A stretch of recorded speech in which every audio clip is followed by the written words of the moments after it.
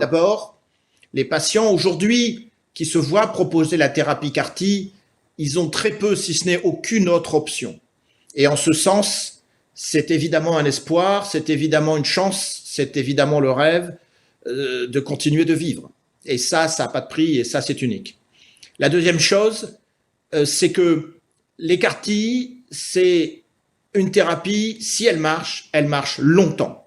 Et donc, les patients, ils savent qu'ils vont être tranquilles longtemps.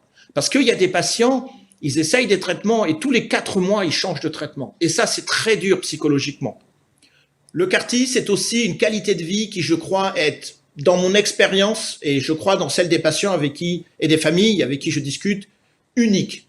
Unique. Et franchement, les patients qui en parlent toujours avec une émotion assez incroyable parce que ce sont des patients qui, pendant des années, se sont battus avec des traitements constamment. Et avec le CAR-T, ils ont enfin, pour la première fois, une notion de vie sans traitement. Les patients le décrivent souvent comme lourd au départ et au fur et à mesure, de plus en plus simple, de plus en plus léger, de plus en plus toléré. Et ça, je crois que c'est quelque chose que aucun autre traitement aujourd'hui ne peut offrir à part les CAR-T. Aller vers un programme CAR-T, un traitement de type CAR-T, c'est un parcours. Alors, ce n'est pas un parcours du combattant, il y a quand même quelques obstacles.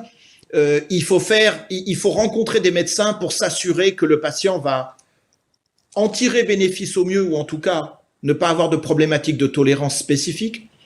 Il faut faire une aphérèse parce qu'il faut collecter ces cellules. Ensuite, il faut faire une chimiothérapie d'attente.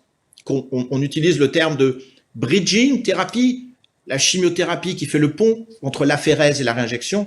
Ensuite, il faut faire une dernière visite avant la réinjection, une chimiothérapie de lymphodéplétion pour éviter une forme de rejet du CAR-T par le corps humain, et puis la réinjection du CAR-T, et puis le suivi post-CAR-T. Et donc, comme il y a plusieurs étapes, on parle de parcours. Nous avons toute une équipe et pour pouvoir faire du CAR-T, à cause de ce phénomène de parcours, il faut une équipe. Les équipes travaillent très très bien à expliquer, à éduquer les patients et à les conduire à travers les différentes étapes.